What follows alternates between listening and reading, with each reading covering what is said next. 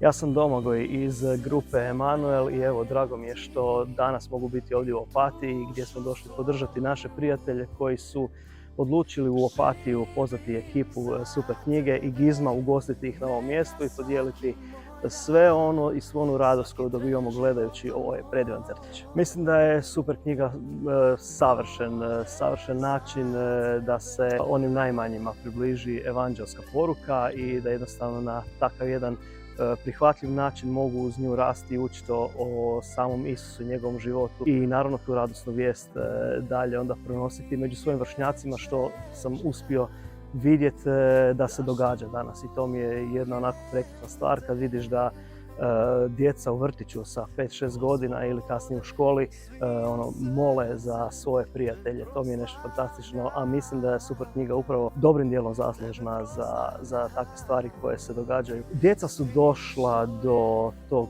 crtića putem YouTube-a, putem nekih televizija. Njihovi roditelji su na taj način možda prvi puta došli u doticaj s Biblijom i prije svega radosnom vijesti. Evo, to je jedna onako zanimljiva situacija kako stariji žele napraviti nešto za mlađe, onda se dogodi totalno jedna kontra stvar i onako zaokružena cjelina kada na kraju cijele priče djeca evangeliziraju svoje roditelji i pričaju o Super knjizi i dobroj poruci koju su dobili kroz nju.